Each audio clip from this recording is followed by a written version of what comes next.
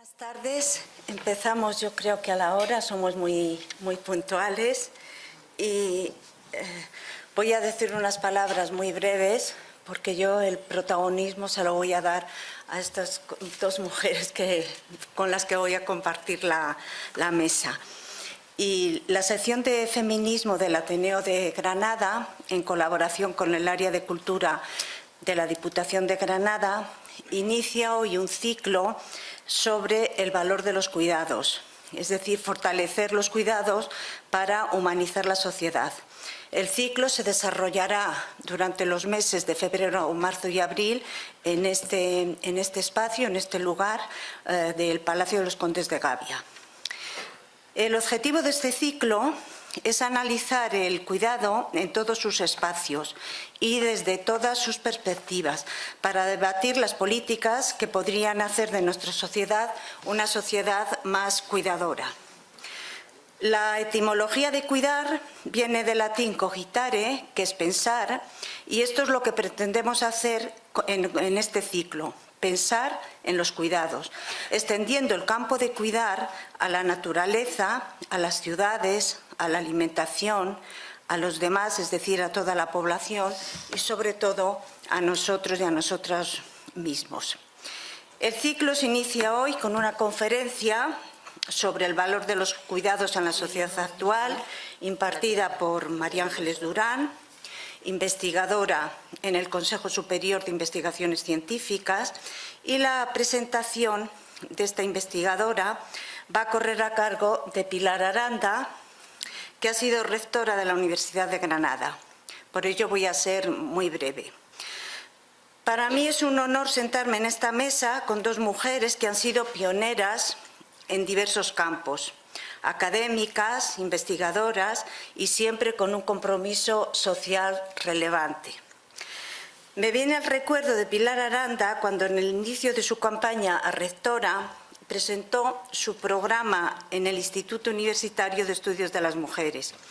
Y desde entonces, en su trayectoria como rectora, ha mostrado sobradamente lo que es una persona sencilla, abierta al diálogo, comprometida con las causas sociales y muy rigurosa en sus planteamientos.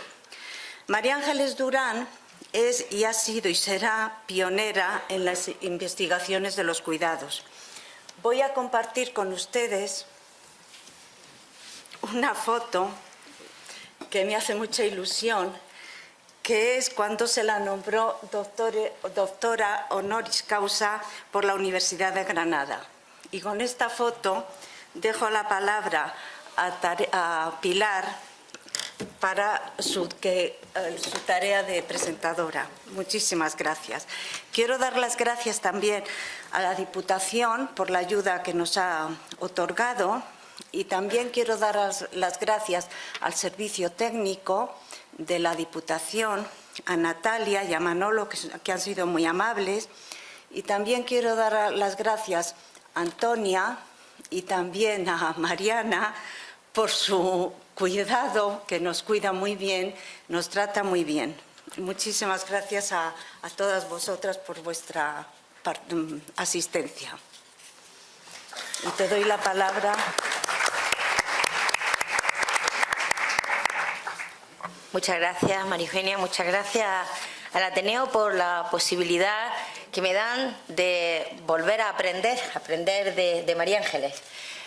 Una intelectual excepcional, una mujer apasionada por la ciencia, apasionada por la libertad y que siempre que he tenido la posibilidad de estar con ella en distintas ocasiones he aprendido. Y hoy estoy convencida que lo volveré a hacer. Me parece extraordinaria la idea del ciclo en un momento tan necesario de reivindicar valores que se están perdiendo, valores que se están entendiendo de otra manera diferente y que ha costado mucho conseguir y defender. Y bueno, estamos viendo cómo en algunos lugares y en nuestro país se están perdiendo y estamos dando marcha atrás.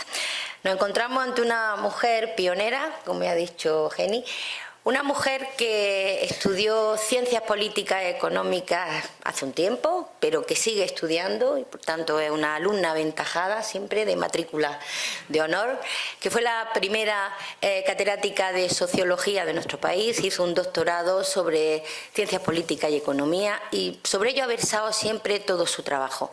Su línea de investigación la podemos resumir que se ha dedicado al trabajo no remunerado.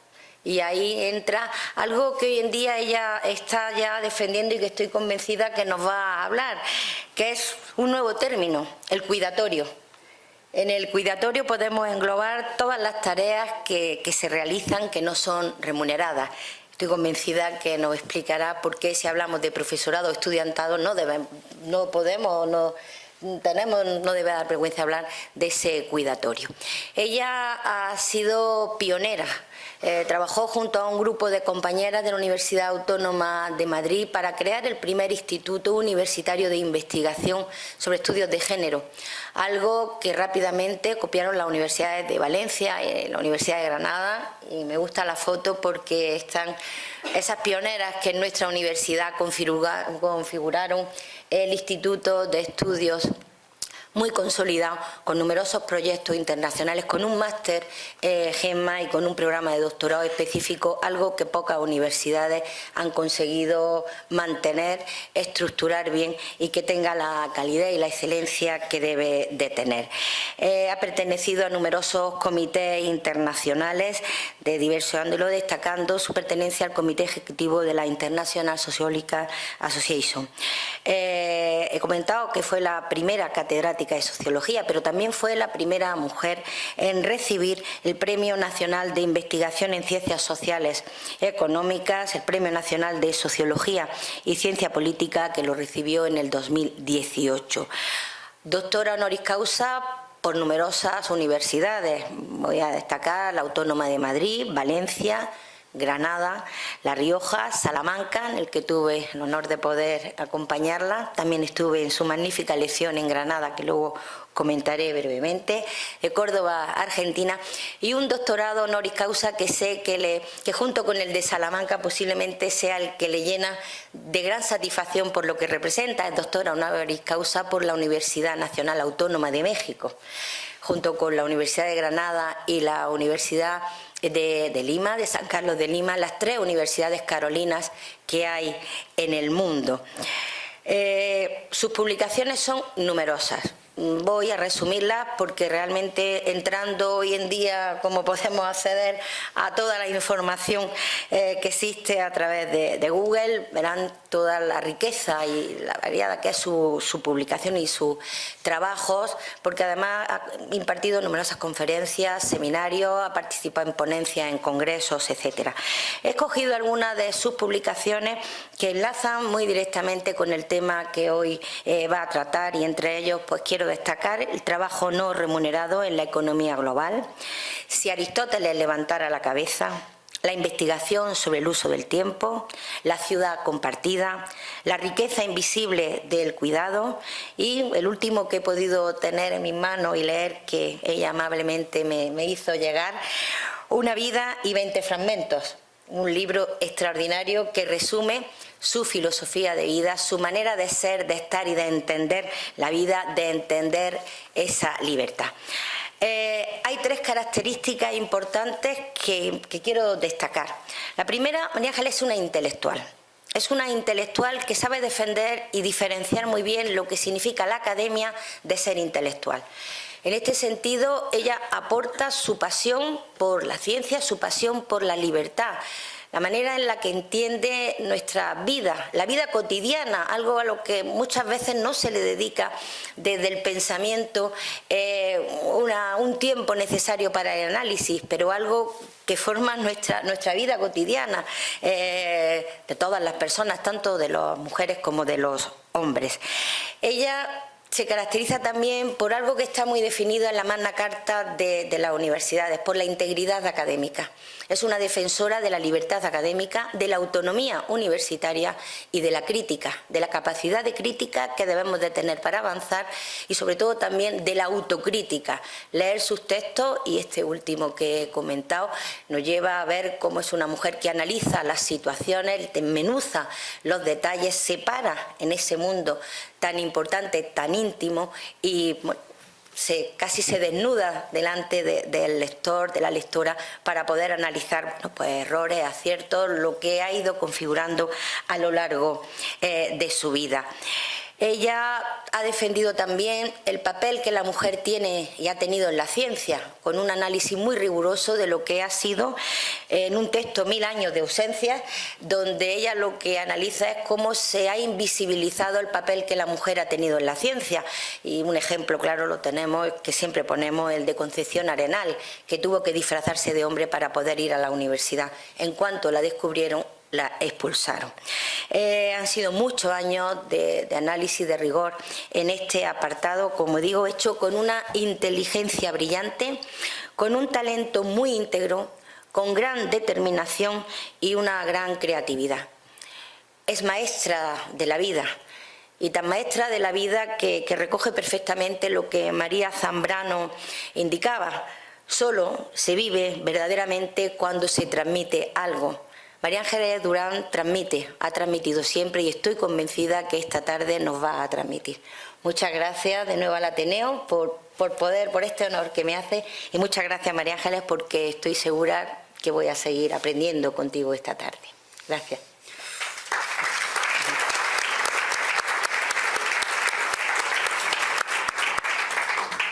Muchas gracias, Pilar, por tu presentación estupenda, y te doy la palabra, María Ángeles.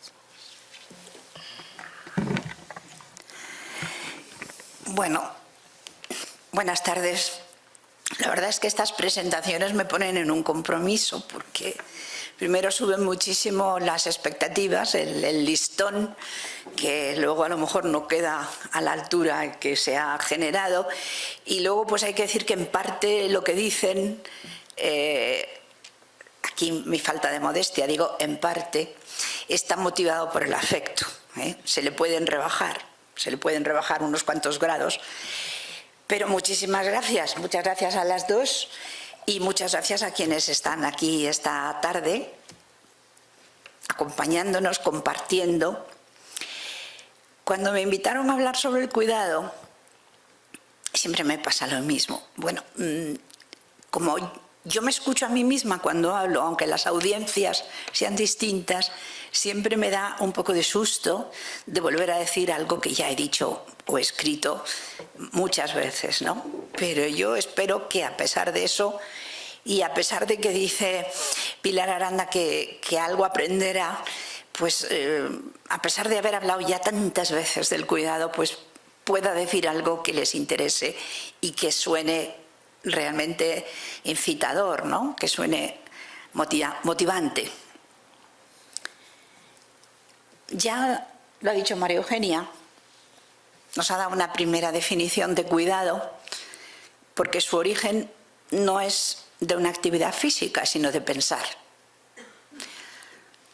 Pienso y cuido, o si pienso mucho, siento que no estoy obligado a cuidar. O y si por cuidar tanto no me queda tiempo para pensar. Vamos a suponer que estamos haciendo un esfuerzo para conciliar y para que sea posible, si no simultáneamente, por lo menos no excluyentemente, cuidar y pensar. Y decía Pilar Aranda que una de las palabras que he puesto en circulación, por cierto, les agradecería muchísimo que la circularan. Saben que las palabras uno se las inventa, pero a menos que luego circulen y que haya mucha gente que las hable, pues es como si no las hubiera inventado, porque no sirven de nada. O sea, solo sirven si realmente comunican. Y les voy a contar el origen de esa palabra, que por cierto, yo suelo decirla un poquito más larga y todo el mundo me la abrevia. Debe ser que a la gente no le gusta, no os gusta, Porque yo suelo decir cuidatoriado, igual que han dicho proletariado, campesinado, precariado, yo le suelo poner el ado al final, pero en todas partes me lo convierten en cuidatorio. Bueno, ¿qué se le va a hacer? Háganlo como quieran, cuidatorio o cuidatoriado. ¿Por qué quiero hablarles del cuidatoriado? Les quiero hablar del cuidatoriado porque el cuidado, en un primer momento, lo que nos evoca es sobre todo una relación entre dos personas, una más fuerte, una más débil. La más fuerte cuida y la más débil recibe el cuidado. Bueno, si ponemos el cuidado en el plano de las relaciones individuales y personales, pues está bien, porque eso es una parte esencial del cuidado. Pero como yo soy socióloga y vengo de una facultad de ciencias políticas y económicas, me interesa otra visión distinta de las cosas. No excluyo para nada, me parece que son completamente necesarias las dos. Pero además de la relación individual entre el que cuida y el que recibe el cuidado, a mí me interesa mucho destacar la dimensión colectiva del cuidado, que es su dimensión social, su dimensión económica, su dimensión política.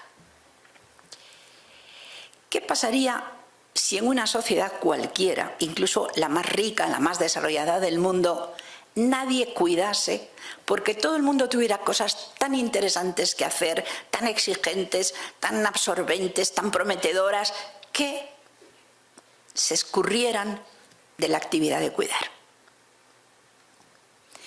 Yo creo que una sociedad en la que no hubiera cuidado sería un desastre de sociedad, sería una sociedad realmente inaguantable. Porque todos, en algún momento de la vida, necesitamos que nos cuiden. Eso para empezar.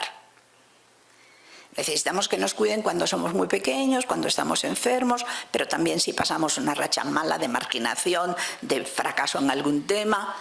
Y cuando se nos acerca el final de la vida, que aunque no nos guste mucho recordarlo, pero la vida hoy por hoy tiene un final, la vida humana, pues cuando se acerca el final, entramos en una etapa de decadencia en la que cada vez más vamos necesitando de los demás para sobrevivir y para sobrevivir con calidad, con alegría, para sobrevivir bien, ¿no? ¿Y qué es el cuidatoriado? ¿Por qué el énfasis en el cuidatoriado? Si quisiera alargar la cosa, aquí me paraba. Y ya no volví a hablar del cuidatoriado y entonces podía hablar de lo difícil que es poner de acuerdo a la gente para usar una misma definición de cuidado, que es uno de los problemas que tropezamos en la investigación. Si se van a las investigaciones, no digo ya teóricas, sino a las empíricas con encuestas, se van a encontrar con que casi cada país tiene unas estadísticas referidas al trabajo que no coinciden demasiado con las de al lado, del país de al lado. ¿Por qué? Porque están empleando distintas definiciones de cuidado. Hace unos años, 6 o 7 años, hubo una propuesta de una ley sobre cuidadores familiares en el Parlamento Europeo, que no salió adelante. Y yo me había tomado la molestia de estudiar bastante bien ese proyecto, esa propuesta, y quise ver qué podría significar en cifras cuidador familiar. Piénsenlo para España. Si hablamos de cuidadores familiares como aquel proyecto de ley, ¿en qué estamos pensando? ¿Quién es el cuidador familiar? ¿Es un cuidador remunerado que viene a una casa a cuidar a un miembro de esa familia? ¿O es un familiar no remunerado que está en casa cuidando a su familia? ¿O es la madre o la hermana o el padre que va a otra casa a cuidar a otro miembro de su familia? ¿O es a alguien que recibe, aunque sea miembro de la familia, una subvención o una pensión o algo por cuidar? Si seguimos buscando distintas definiciones, todas ellas nos encontramos con que hay estadísticas que, sin precisar muy bien de qué están hablando, nos dicen tiempo del cuidado, horas de cuidado, cuidadores. Bueno, pues si después tenemos que hacer un presupuesto para que la ley se aplique, en Europa puede que haya 100 millones de cuidadores familiares o 10.000 o 100.000, 1 millón, porque todo depende de cómo hayamos definido previamente qué es el cuidar.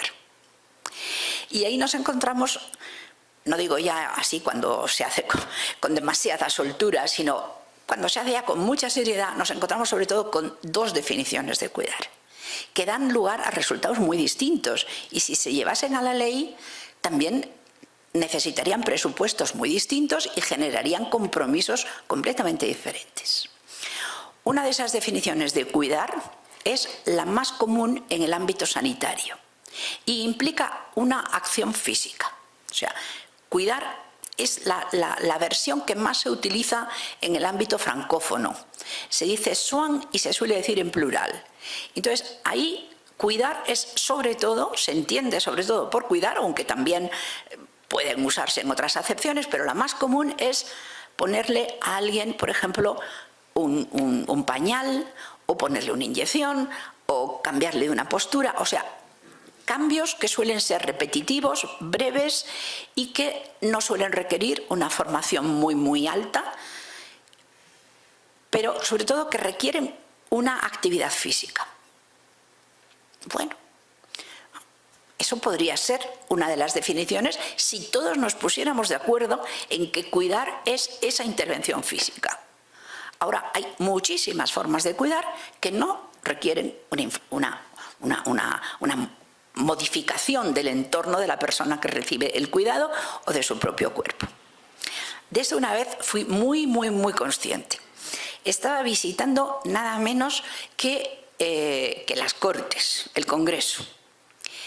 Nos lo estaban enseñando a un grupo, pasaba por un pasillo y oí una conversación que salía de una puerta que no estaba bien cerrada o no tiene mucha calidad contra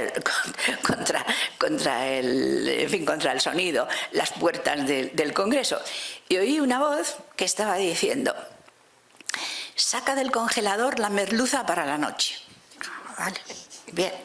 En horario de trabajo y en un sitio que poco más se puede pedir, como de prestigio, en fin, la sede casi de la democracia, todas esas cosas. Pero allí había alguien que en horario de trabajo estaba preocupándose de que para la noche hubiese pescado.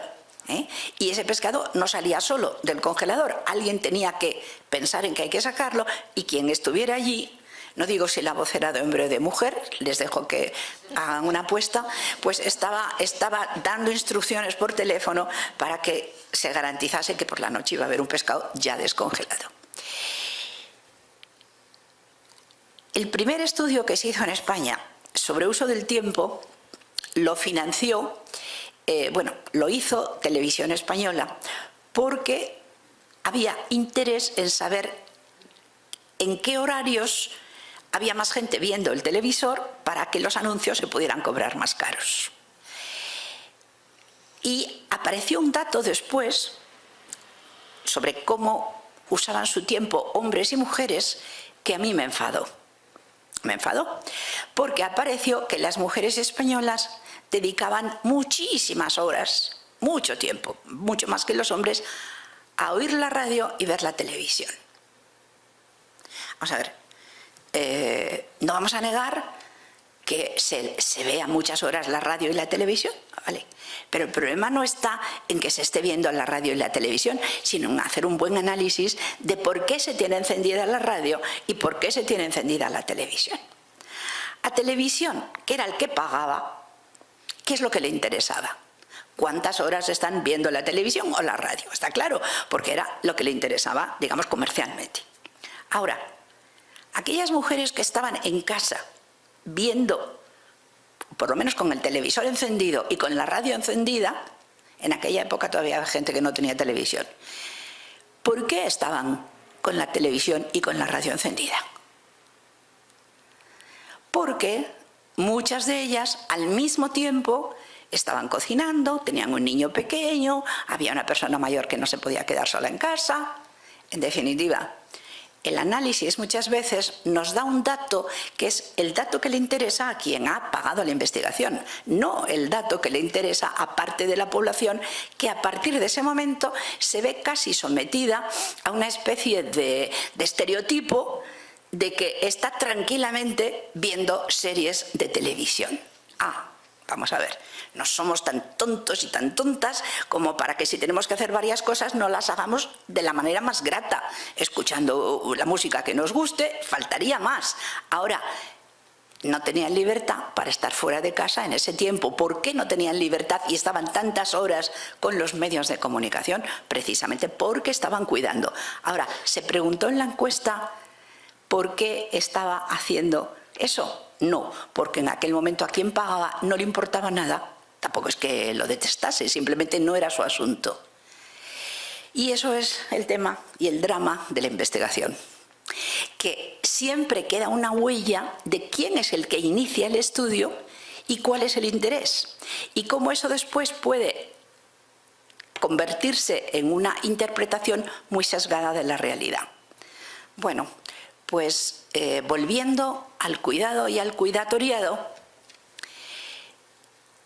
yo había recibido muchísimas invitaciones a ir a congresos, a ir a muchos sitios, a hablar del cuidado, y me di cuenta, después de años, me costó añitos, darme cuenta de que tenía un malestar intelectual cada vez que enfrentaba el tema. Había algo que iba creciendo, que era un runruneo por dentro de decir, yo no estoy a gusto, me falta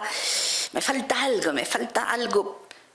Y un día que me habían invitado precisamente a un congreso de sociología, era en Madrid, dando la conferencia, ese malestar, cosa que nos pasa muchas veces a los investigadores, de repente encontró la vía positiva de salir, afloró. ¿Y cómo afloró? Afloró dando a luz una palabra, que fue cuidatoriado.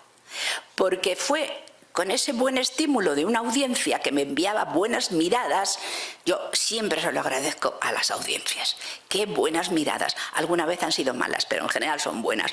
¿Cuánto ayuda a recibir una buena mirada de una audiencia, ¿no?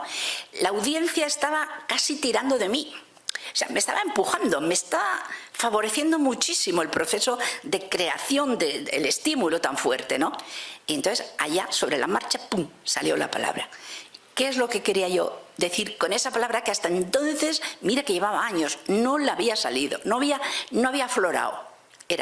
Claro, es que en toda la estructura productiva y en toda la estructura social hace falta que haya una serie de personas que estén, como aquellas mujeres que estaban en casa mientras tenían la radio puesta, que estén dedicándose a algo para que todo lo demás funcione. Y la relación que tengan con el bebé que están cuidando o con quien sea, con la plancha, con la comida que están preparando para el resto de la familia, no es solo una relación de ellas con, a veces son ellos, aunque la mayoría de las veces son ellas, que tienen con sus familiares, con las personas a las que están cuidando, sino que además hay otra dimensión, que es la dimensión de la colectividad con esas personas. Esas personas son una pieza esencial del funcionamiento de la sociedad española y de todas las sociedades que yo conozco. No conozco ninguna en que no haya una dimensión importante de cuidado y además está, en la mayor parte de los casos, hay casos individuales que no, pero hablando en términos de estructura, son las mujeres las que se hacen cargo de ello. ¿Tenemos alguna posibilidad real de evitar cuidar? Especialmente las mujeres. O tenemos lo que un sociólogo del siglo XIX llamó la contrainte, que es la coacción social, una presión tan fuerte que prácticamente es imposible deshacerse de la obligación colectiva de cuidar que se nos ascribe desde que nacemos. Piensen, cada cual en su caso o en los de al lado. ¿Hay libertad o hay coacción? Porque afecto y sentido moral de que lo haces porque quieres es lo más frecuente. Ahora, ¿y si no quisieras? Cualquier sociedad tiene que ser suficientemente inteligente como para conseguir que hagamos voluntariamente aquello que es imprescindible que hagamos. Y muchas veces me pregunto, si no hay alternativa, ¿vale la pena sembrar la duda siquiera de si hay otras fórmulas mejores y hay que luchar por ellas? Si una mujer, como he conocido cientos, no diría miles porque hablo de un conocimiento personal, directo. Entre otras cosas, los estudiantes de la Facultad de Ciencias Políticas y Sociología de Granada, donde vengo todos los años porque tengo un curso sobre problemas sociales, les suelo poner que tienen que hacer al menos 2 estudios breves sobre un caso real, que conozcan ellos y nadie más, de cuidados. Y es frecuentísimo en que me hablen de la tensión, de la soledad, del cuidador, no solamente del cuidado, del sentido de obligación moral, pero al mismo tiempo del conflicto que les plantea en tantísimos planos de su vida el cuidado. ¿Quién cuida fundamentalmente en España? ¿A quién? ¿Por qué? ¿A cambio de qué? Fundamentalmente cuidan las mujeres. Demos la definición física o demos la más afectiva e intelectual de estar pendiente de que no le sucede nada malo. Por cierto, en el diccionario de uso de la lengua española se dice que es sobre todo evitar que a otro le suceda un daño. Y en cambio en el diccionario de la Real Academia se dice más en la línea de intervenir físicamente. Pero están las dos acepciones. A mí me parece muy interesante que María Moliner se diera cuenta enseguida de que es mucho más amplio que el intervenir, que es el estar pendiente. Y estar pendiente, puedes estar pendiente el día, yo iba a decir, el día en que te estás casando. Tienes a alguien en la familia que tiene un problema, te estás casando y estás, en cierto modo, todavía pensando en la persona que a lo mejor allá detrás, en la iglesia, puede estar teniendo un problema, ¿no? ¿Cuánto cuidamos? ¿Cuántas horas cuidamos? Cuando hice la tesis doctoral, me pasó una cosa divertida. Bueno, divertida, según se mire. Para un investigador no es nada divertido. La primera fue que fui a buscar datos separados sobre el trabajo de las mujeres, busqué por todas partes, todas las fuentes posibles, entre otras fui a la organización sindical, que entonces pues estamos hablando de los principios de los años 70, muy diferente a la España de hoy. Y cuando les pregunté si tenían datos para las mujeres, me dijeron, aquí no discriminamos, no tenemos los datos separados. Eso fue, bueno, vale, bien. Pero además no encontré ni un solo dato, ni uno, sobre el trabajo no pagado. Ah, ¿qué pasa? Que el empleo es lo único que importa. Porque claro, trabajo son los dos, el trabajo no pagado y el trabajo pagado. Al trabajo pagado le llamamos empleo. Y tenemos unas encuestas maravillosas, por ejemplo, la encuesta de población activa, cada 3 meses, muestras de 200.000. Bueno, con lo que cuesta una muestrita de esas de la encuesta de población activa, un instituto de investigación tiene el presupuesto de todo un año. No hay manera de competir. Yo, con tantos años que he pasado en el Consejo de Investigaciones Científicas, tenía muestras de 2.000, de 2.500. ¿Cómo me voy a comparar con esas muestras maravillosas de 200.000? Que además cada 3 meses, hechas por técnicos, bueno, maravillosas. Si puedo hacer un chiste, en las facultades de Sociología y Política se usa tanto la EPA que se dice que la gente padece hepatitis, ¿no? Porque es que ya estamos siempre con la EPA porque es que es una encuesta maravillosa. Pero, ¿cómo era posible que más de la mitad de la población, que su mayor trabajo era precisamente el trabajo no remunerado dentro de casa, que en grandes líneas se puede decir trabajo de cuidado, no hubiera recibido ni una tesis, ni una estadística, ni una tesina? Pues no lo había. Estamos hablando del año 72, 73. Y la primera encuesta en que se preguntó en España fue una encuesta del Centro de Investigaciones Sociológicas que preguntó a amas de casa nada más, era una encuesta pequeñita, modesta, preguntó cuántas horas trabaja y salieron que las amas de casa trabajaban 12 horas, como media. No, estoy equivocando. Trabajaban 8 horas como media, pero había un 20% que trabajaban más de 12 horas diarias. Y había además una cuarta parte que sí que tenían un empleo, con lo que sumaban 2 trabajos. ¿Saben para las mujeres españolas a cuánto equivale el tiempo extra, lo que llamamos la jornada global de trabajo, que es la suma del remunerado y el no remunerado? Como media, las mujeres españolas trabajan, si sumamos las 2 jornadas, un poquito más de 1 hora diaria más que los hombres. No son los mismos trabajos, pero así, medido a peso, en horas, en la semana salen un poquito más de 7 horas semanales, más la jornada de las mujeres cuando se incluye el cuidar y el trabajo no remunerado dentro de casa.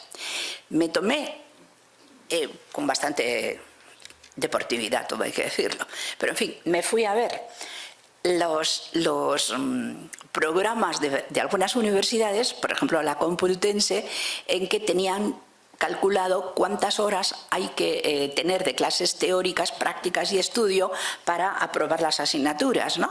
Y entonces me ha salido que a lo largo de toda la vida, porque claro, las mujeres que cuidan no se jubilan, siguen cuidando hasta que están tan viejecitas que, incluso estando muy viejecitas, siguen cuidando muchas veces. Pero en fin, si sumamos a lo largo de toda la vida el extra de trabajo no remunerado que hacen las mujeres, que la mayoría es cuidado, da para sacarse 5 licenciaturas universitarias. No está mal, ¿no? 5 licenciaturas universitarias, aunque sean algunas medio analfabetas. Eso es la diferencia que ponemos. Ahora, ¿cómo tratan las leyes, cómo trata la economía, cómo trata el pensamiento el cuidado? Hasta hace muy poco tiempo, cuando se hacía un análisis económico, por ejemplo, de una gripe o de una rotura de una pierna, se decía, tanto de médicos, tanto de días que no ha podido estar en su empleo, tanto de medicinas y poco más. Ya está. Bueno, cuando tenía un curso sobre temas sociosanitarios en la facultad, un doctorado, pedí a todas mis alumnas, la mayoría eran alumnas, algún alumno también, que buscasen un caso que lo conocieran muy bien de un familiar y que estudiasen el tiempo que había costado cuidar a ese familiar durante la enfermedad. ¿Saben cuál fue, de la gente que estaba en el curso, no es que fuera una muestra representativa, ¿saben cuál fue la que resultó más cara en términos de tiempo? Pues el marido de una de las estudiantes se había roto un dedo, un trozo de un dedo meñique, de un dedo del pie. Poca cosa, o sea, en términos de gravedad, pues nada, porque era un trocito de un dedito de un pie. Pero mientras lo tuvo, no podía ni ir al cuarto de baño solo, porque no podía desplazarse. Total, la persona que le atendió, la cantidad de horas que le dedicó, fue una cantidad de horas enorme. ¿Dónde estaba eso en el análisis económico? ¿Quién pone las horas? Ah, es que las horas de quien pone las horas no pagadas no valen nada. ¿Cuál es la diferencia entre pago, precio, valor y quién estudia el trabajo del cuidado? En España antes teníamos muchos niños, ¿no?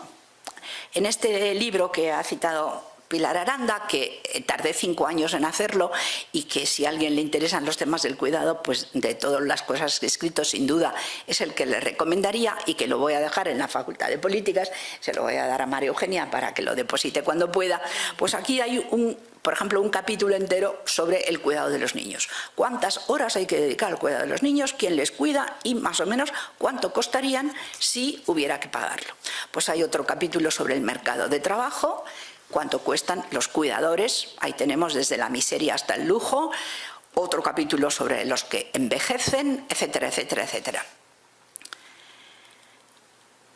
¿A cuánto ponemos el valor del cuidado? Díganme.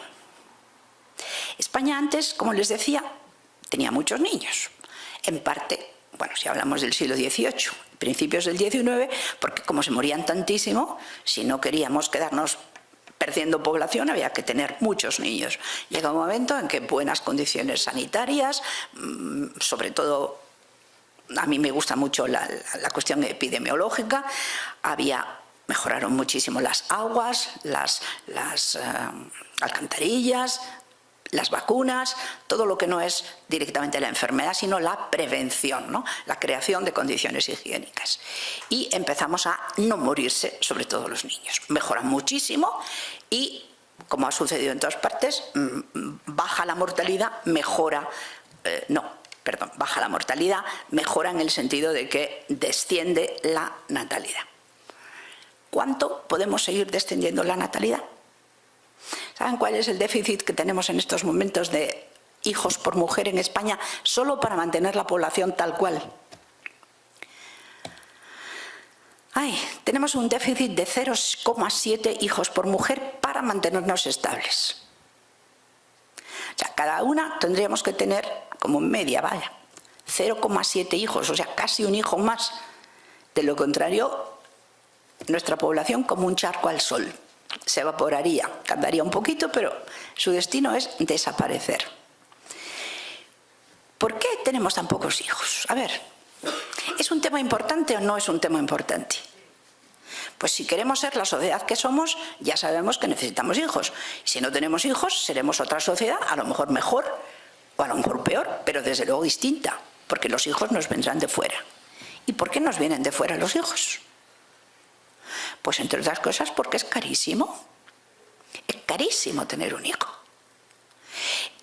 Si estudiamos económicas, tenemos infinidad de cursos en que nos hablan del petróleo, del gas, de la electricidad, de la importación de coches, la importación de camisetas, de todo. ¿A cuántas veces nos hablan de la importación de niños ya criaditos? No nos hablan de eso, ¿verdad? Claro, porque la mayor outsourcing que se dice, ¿no? La mayor externalización que hacemos en estos momentos ni siquiera es petróleo, gas, etcétera, etcétera. La mayor externalización que hacemos es precisamente de niños. No tenemos niños porque es carísimo y porque hemos creado una sociedad en la que cuidar niños no está integrado en el conjunto de los objetivos realmente soportados por la sociedad. Es muy alto el precio de cuidar a un niño. ¿Y entonces quién está haciendo buena parte de nuestros niños? Pues nos los están haciendo las mujeres latinoamericanas, las mujeres africanas y en algunos casos empiezan a hacerlo mujeres orientales, pero pocas por ahora. ¿Cuánto cuesta cuidar a un niño? He ido a ver algunos estudios sobre capital humano. Me he quedado impresionada. Cuando hacen un análisis de cuánto cuesta la educación de un niño, ponen lo que cuesta el colegio, los libros, etcétera, etcétera, y no ponen el tiempo que le dedican los padres a cuidarles, o el tiempo que el propio estudiante dedica a estudiar. Y qué tipo más raro de economía, ¿no? Que nada más estudia lo que tiene precio, pero si la mayor parte de las cosas de la vida todavía, aunque estamos muy mercantilizados, no tienen precio. Tener un hijo no tiene un precio. ¿Cómo lo integramos en la política? ¿Cómo lo integramos en la economía? Todo lo que tenga que ver con el esfuerzo de tener un hijo. ¿Es que por no dedicarle esfuerzos lo vamos a hacer mejor? No, quiero decir, esfuerzos de investigación. Pues yo creo que no, que lo haremos mucho peor. Fíjense, un dato apabullante, completamente apabullante. En el año 95 tuvo lugar la Conferencia de la Mujer de Naciones Unidas, que fue en Pekín. Y fue la primera vez que un organismo de tanta importancia, tanto poder, tanta responsabilidad, dijo en un documento que lo aprobaron todos los países que estábamos haciendo mal el análisis socioeconómico, porque nos estábamos ciñendo a los elementos que tienen precio y circulan a través del mercado. Y nos estábamos olvidando de que la mayor parte de los bienes y de los servicios siguen produciéndose sin pasar por mercado y no tienen precio. Entre otros, el trabajo de la mayor parte de las mujeres en la mayor parte del mundo. Incluso en los países muy desarrollados, como España, sigue siendo más el tiempo a lo largo de toda una vida que se dedica al trabajo no remunerado por la mayoría de las mujeres que al trabajo remunerado. ¿Y qué dijo En el 95, ese congreso, como al final que sacaron un documento importante que se llamó la Plataforma de Acción, dijo, ya que no tenemos ninguna estadística y tampoco tiene valor de mercado, hagamos estudios de uso del tiempo. Se empezaron a hacer estudios de uso del tiempo, no con una generosidad inmensa porque pues como dije al principio, porque no había una radiotelevisión española que estuviera pagando, y es caro, investigar es caro. Entonces, el INE, que es la gran institución productora de estadísticas, hizo un estudio sobre uso del tiempo en el año 2002, luego ha hecho otro en el 2010. Bueno, con los datos del 2010, porque no ha vuelto a haber una gran encuesta nacional, aunque creo que ahora mismo estamos a punto de tener otra, yo he calculado a cuántos puestos de trabajo a tiempo completo, usando el mismo algoritmo que emplea el INE para calcular, porque ya saben que los puestos de trabajo en unos estás a lo mejor 12 horas y en otros 50. Entonces, emplea una fórmula para hacer medias. Bueno, en el sector de los servicios, la media, según el INE, es 37 horas semanales.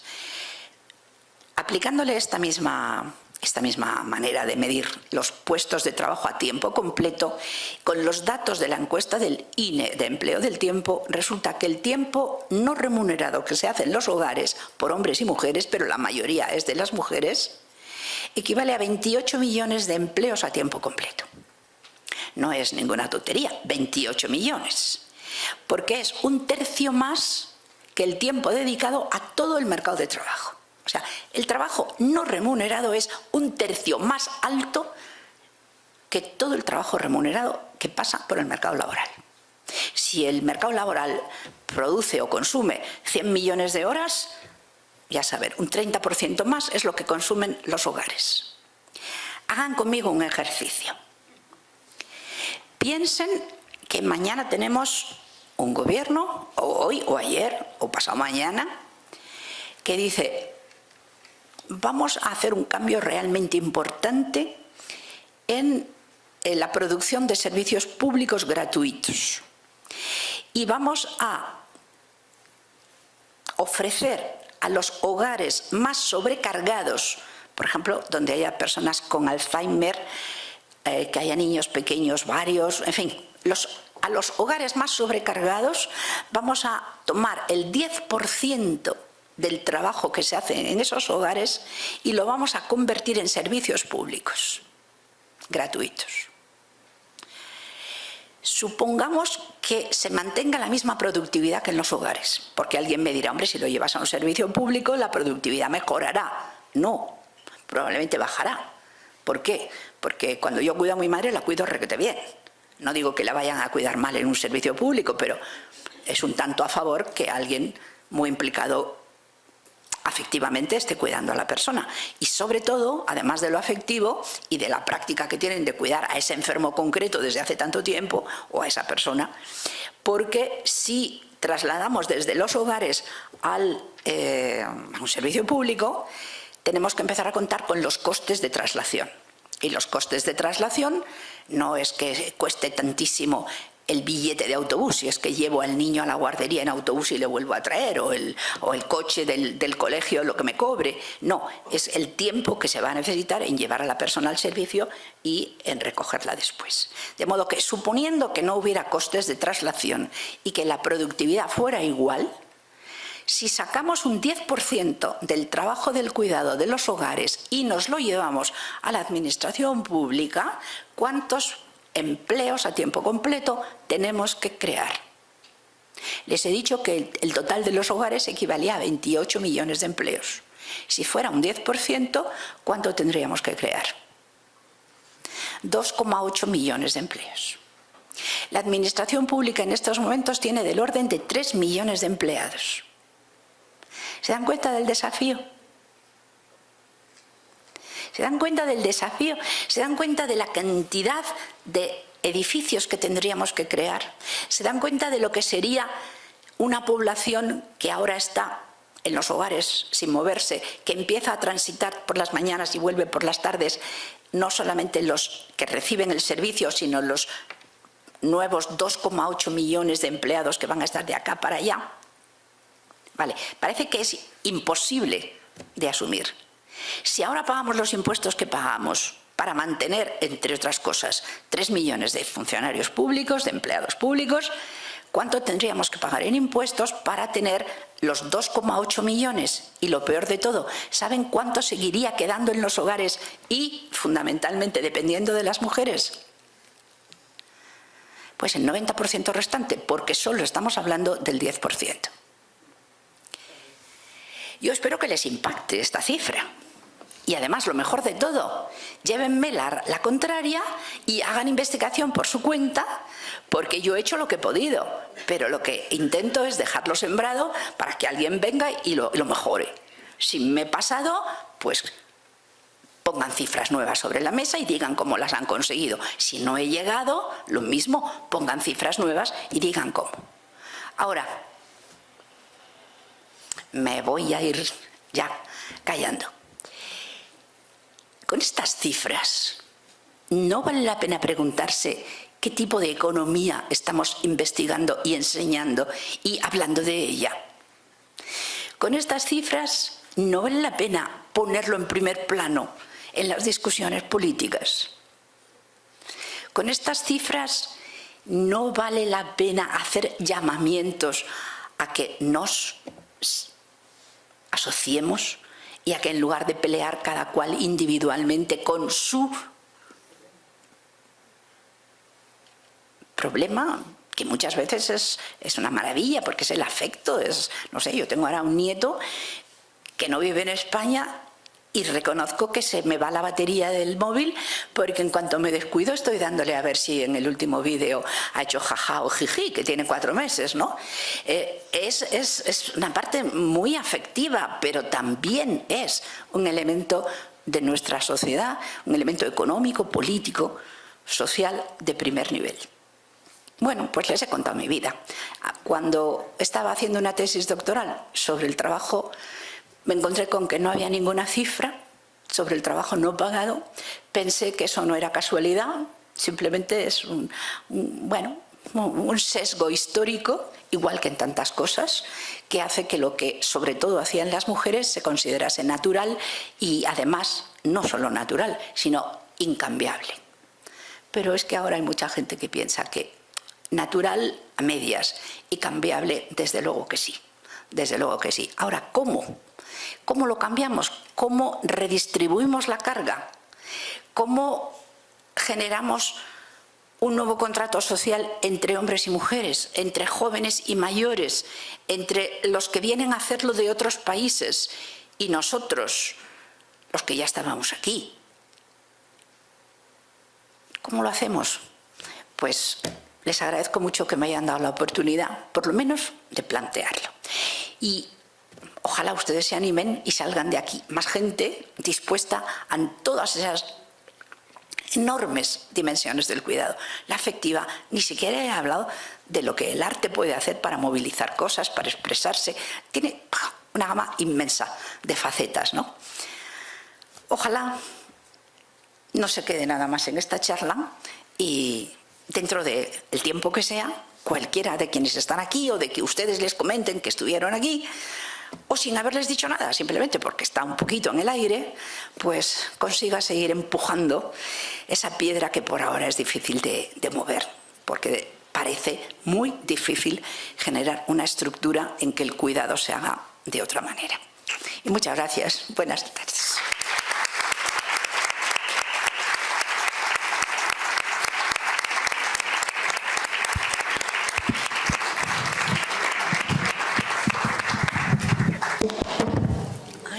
Muchísimas gracias, María Ángeles, por esta exposición que nos has hecho tan buena. Como dice Pilar, siempre aprendemos algo y lo más importante nos preguntamos, como has dicho tú, y tendríamos que buscar soluciones.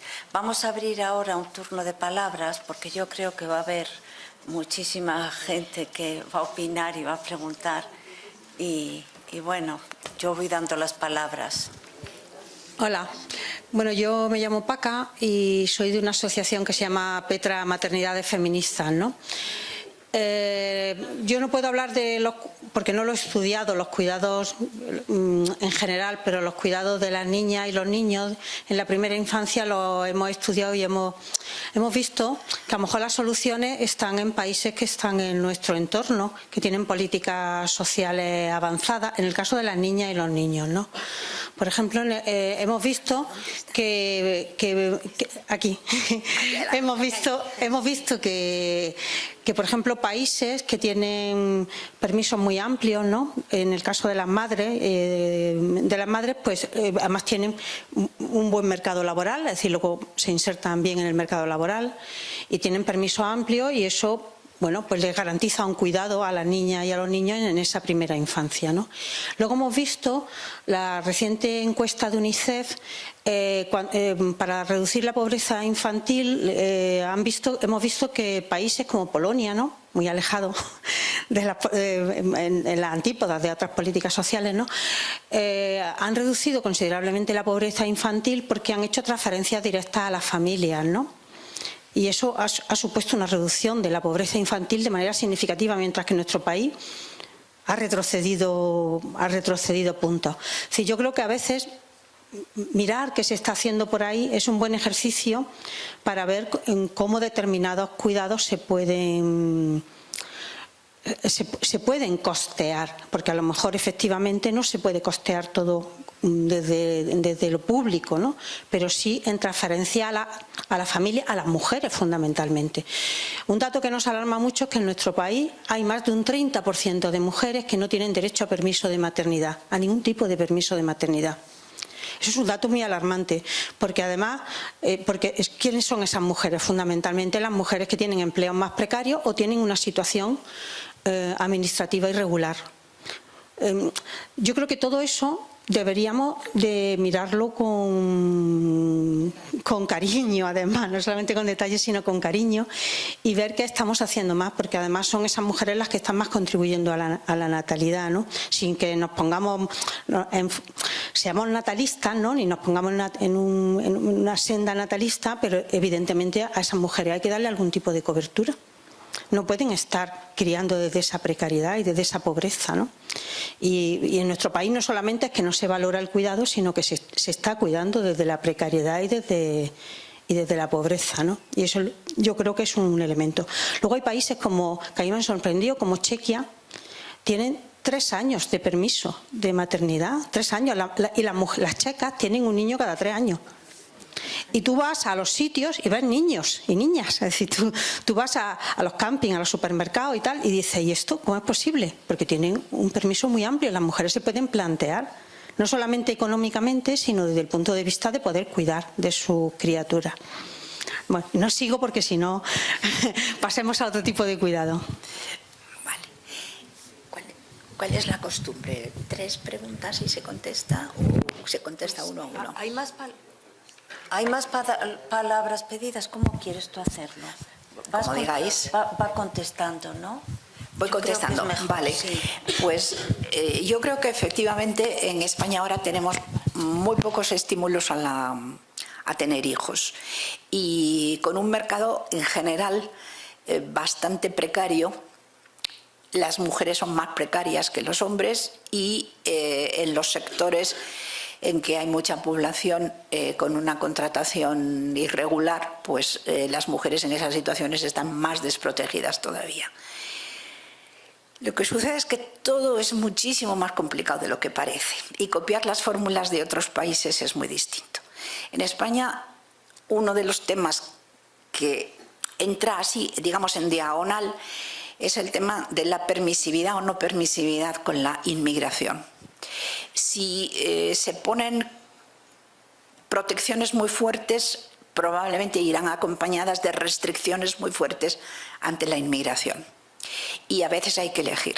O se pone la puerta muy dura para que no llegue gente, o se abre, aunque sean condiciones poco proclives. Y ahí es muy complicado. O sea, la mayor parte de las mujeres que están peor son mujeres inmigrantes. Mujeres inmigrantes que, si están aquí, es porque han entrado en muchos casos sin haber sido previamente contratadas. Pero ahora mismo tenemos el debate. Hay partidos políticos pidiendo que no haya absolutamente nada de apertura hacia la inmigración, incluso pidiendo la devolución. Y un dato muy a tener en cuenta es que las socialdemocracias del norte europeo en este momento en ese tema están dando marcha atrás de una manera tremenda, ¿no? Tremenda, tremenda. Están muy, muy a la derecha en ese tema. En cualquier caso, hay que hacer un esfuerzo por mejorar la situación de las mujeres, porque aunque solo fuera por eso, España está con un déficit de 0,7 hijos por mujer. Y eso yo no creo que sea una buena... no es deseado por la población, es una consecuencia que es derivada de otras situaciones. Me encantaría poder decir cosas más concretas y que hay algo en marcha, pero no lo hay. Francia, por ejemplo, consiguió mejorar mucho la natalidad con las políticas de subvenciones, cambió mucho, empezó a dar, aunque no fueran mujeres en los sectores más bajos de económicos, empezó a dar un montón de facilidades y la verdad es que consiguió remontar la natalidad. Aquí no. Y en parte es que es tan complicado. Es precisamente ahora mismo en Europa, el eje mediterráneo, donde hay familias muy, muy fuertes, donde estamos con las natalidades más bajas. Portugal, Italia, Francia, Grecia, todos estamos fatal. O sea, incapaces de mantener nuestra propia población. ¿Por qué? Porque, por una parte, los ideales de igualdad, de incorporación a la educación, de todas estas cosas han subido mucho y, sin embargo, después no han tenido una correspondencia con unas políticas que los hicieran posible. La mayor parte de las chicas españolas ahora es que no solamente es que les pasan los 30 años y los 35, como se dice vulgarmente, se les pasa el arroz, se quedan que hubieran querido tener hijos, pero sus circunstancias laborales se lo han puesto realmente muy, muy, muy complicado. Entonces, no podemos arreglar los permisos de maternidad sin arreglar el mercado, que en términos generales lo que genera es una enorme inseguridad. Y ahí andamos. De todos modos, si me permitís, España, donde tiene ahora mismo el problema grande, no es con los niños, es con las personas mayores. Porque precisamente el problema con los niños no es que los cuidemos mal o que haya malos servicios, que no son nada buenos, pero el problema es que no hay niños. Y en cambio las personas mayores, el tema es que cuando se llega a la edad avanzada no hay prácticamente servicios. Son poquísimos los servicios que hay y además España está envejeciendo, aguantamos viviendo 3 meses más cada año que pasa, o sea, nuestra esperanza de vida aumenta 3 meses cada año. O sea, si pasan 4 años, ya sabemos que viviremos un año más de promedio. Si tienes unos ahorros de 100.000 euros, los tienes que estirar cada 4 años, un año. Y la pensión, lo mismo. O sea, ¿qué vamos a hacer con las pensiones?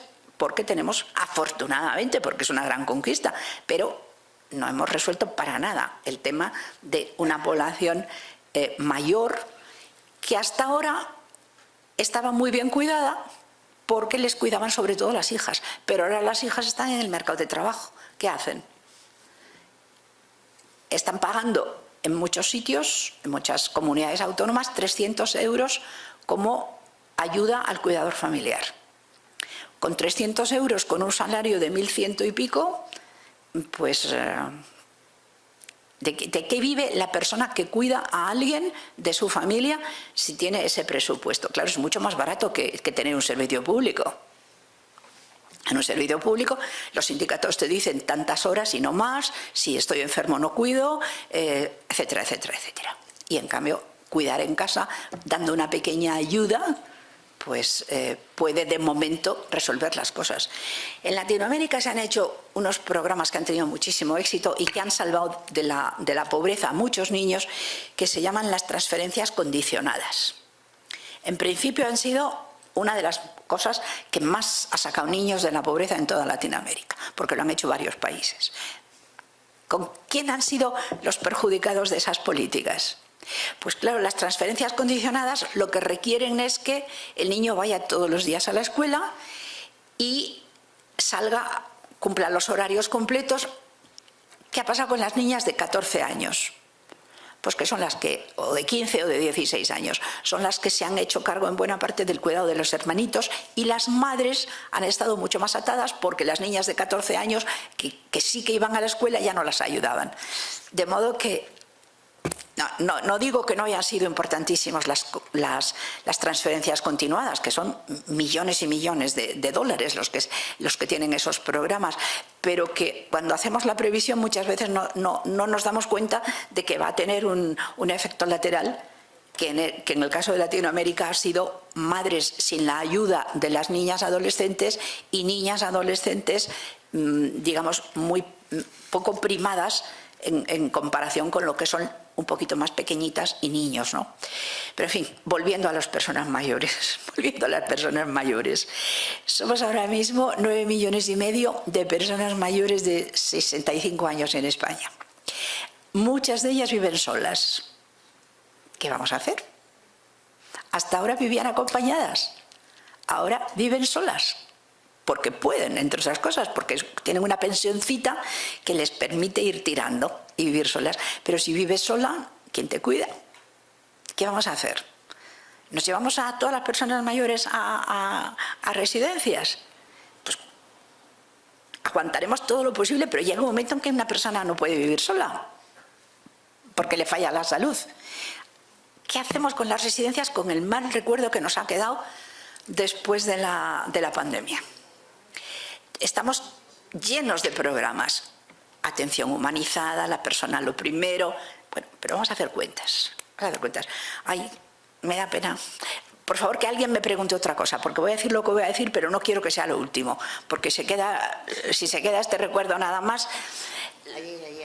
garantizado, ¿vale? No, y además ahí había otra persona ahí. Bueno, me estoy hablando demasiado. Lo que quiero decir es que cuando la pandemia...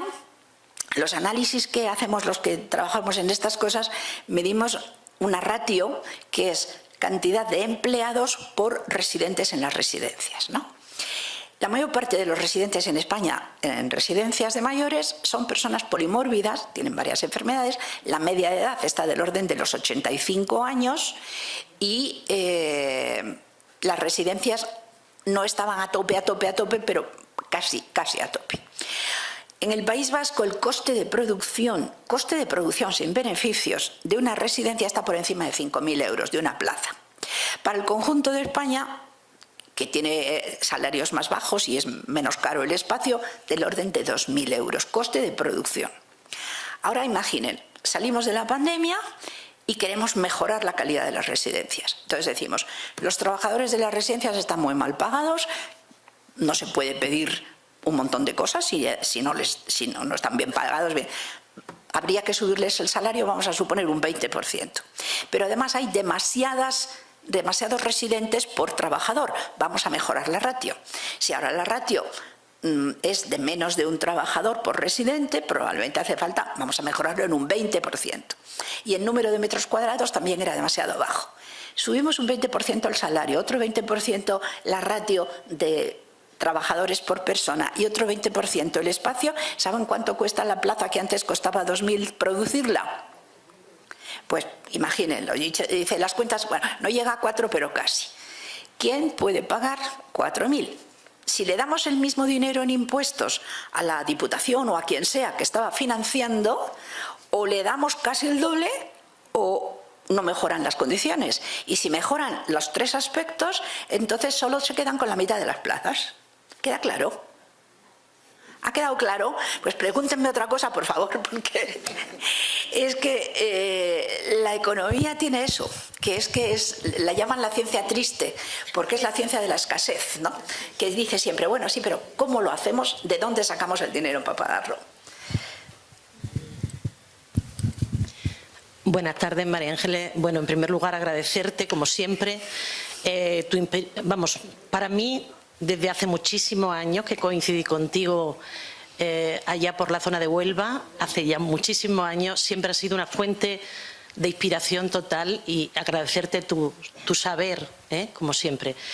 Bueno, justamente enganchando con algo que has transmitido a lo largo de lo último que has dicho, creo que hay un elemento absolutamente fundamental y es el siguiente. el tema en sí mismo de los cuidados, cómo integrarlos en las políticas públicas, cómo dimensionarlos, cómo tratar esos elementos tan importantes, cómo hablar de ese cuidatoriado del que tú has hablado, ¿no? Cómo situarlo, ya en sí mismo es un problema. Pero creo, al menos desde la posición que entiendo que tú partes y desde luego desde la que yo parto, que es desde los planteamientos feministas, el problema se agudiza tremendamente cuando no es solo cómo resolvemos el problema de los cuidados, sino cómo resolvemos el tema de los cuidados a la par que tiene que ser en coherencia con alcanzar la igualdad efectiva entre mujeres y hombres. Y eso necesariamente pasa, desde mi punto de vista, por plantear la cuestión del modelo económico como elemento prioritario. O sea, no podemos hacer un planteamiento, entiendo, de dar una respuesta ni tan siquiera a corto plazo, porque el problema es que si el corto y el medio no está en coherencia con el largo plazo, pues podemos, lógicamente, no conseguir el objetivo que teóricamente es el que hay que alcanzar, que es la igualdad efectiva. Lo que tú hablabas de cómo hacerlo de manera corresponsable, cómo compartimos. Si en el debate desde el inicio no está el necesario cuestionamiento del modelo económico capitalista en el que estamos inmersos, difícilmente vamos a llegar ahí.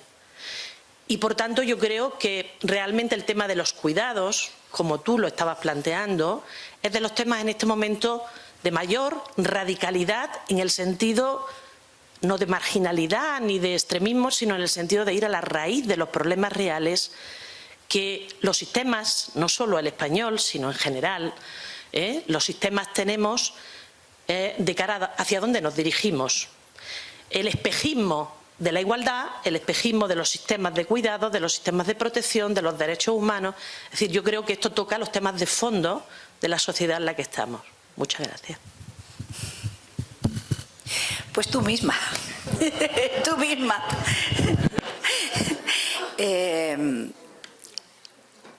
Hay un pequeño problema, Yo no creo que el sistema económico concreto en que nos estamos moviendo ahora en España y en Europa y en la parte del mundo que estamos más identificados, ¿no?, tenga muchos años de rodadura. Vamos, por delante quiero decir, ¿eh? Yo creo que no, porque hay demasiados elementos que ahora mismo se están dando por gratuitos, desde el agua y el aire hasta el trabajo de las mujeres, que no van a seguir pudiendo considerarse como que son sin coste para nadie, eternos y en fin, inacabables. No, creo que eso no va a funcionar. El problema no está en el objetivo, el problema está en cómo conseguirlo. Entonces,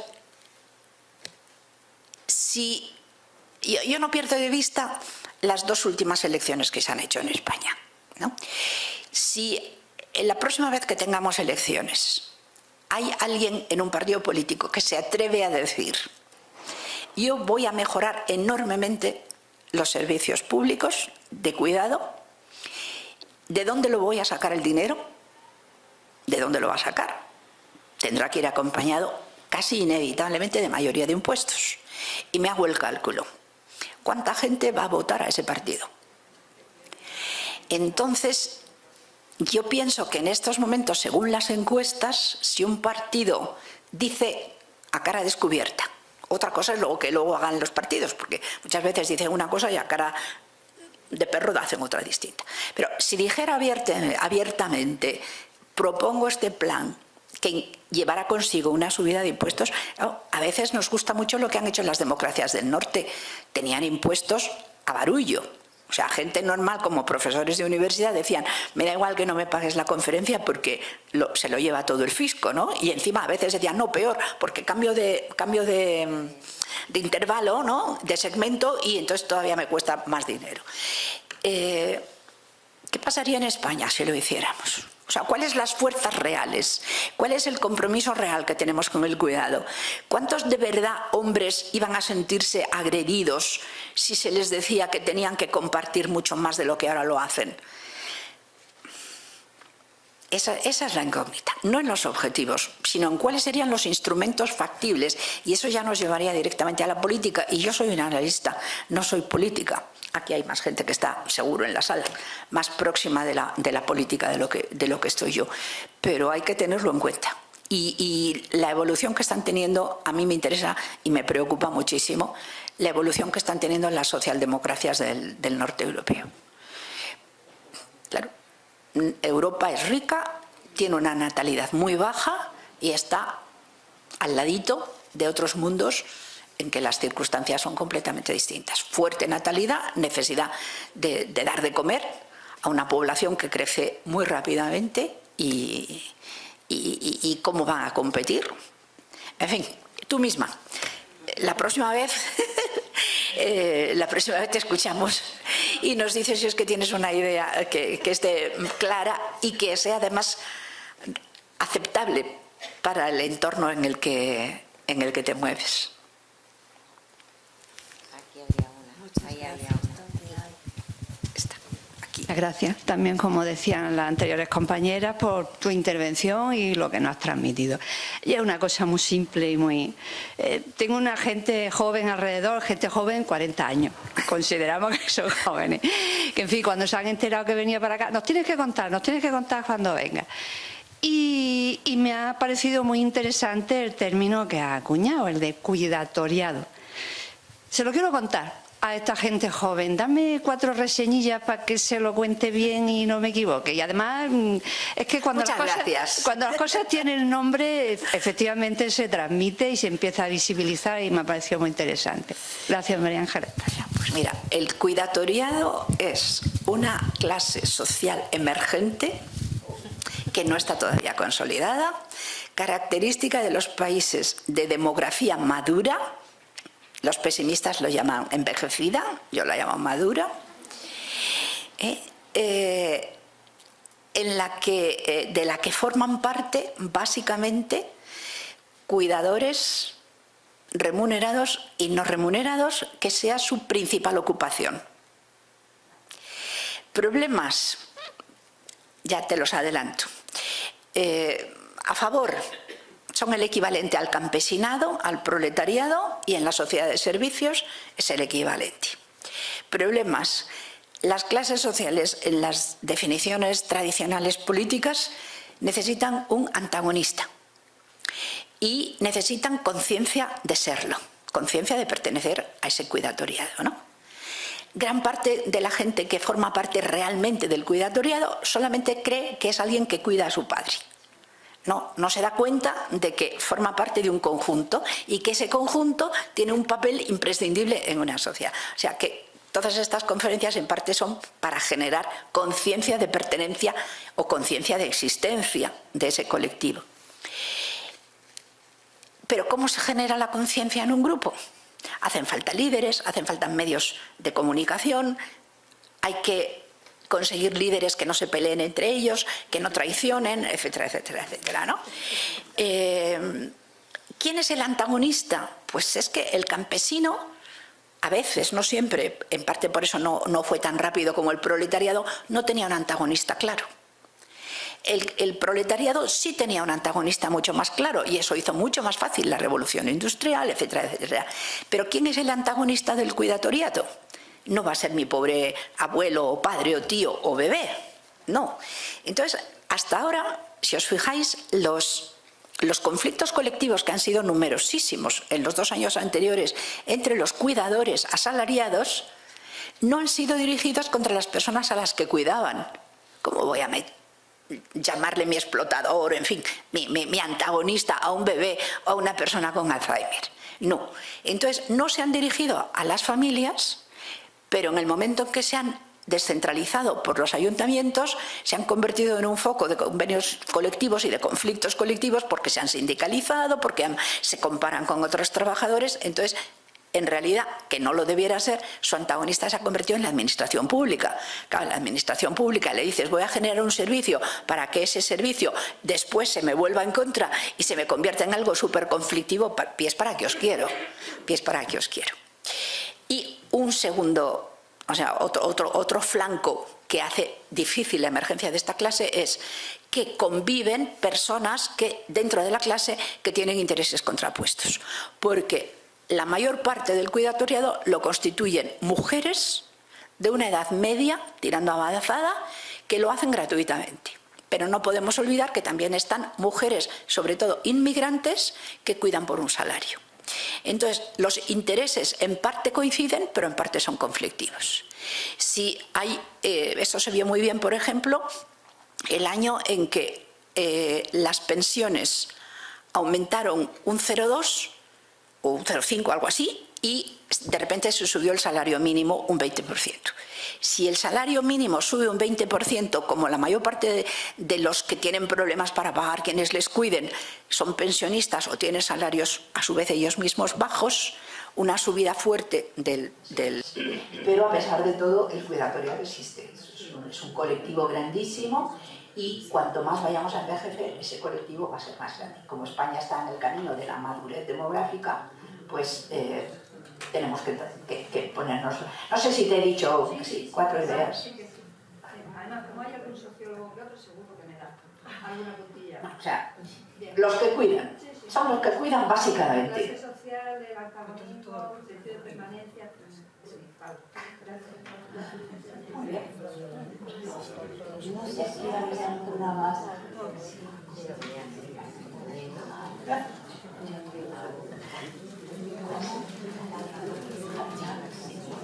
Bueno, pues yo creo, muchísimas gracias María Ángeles por tu intervención, que yo creo que nos han aportado muchísimas cosas y agradezco muchísimo vuestra asistencia y vale, pues muchísimas gracias por vuestra asistencia.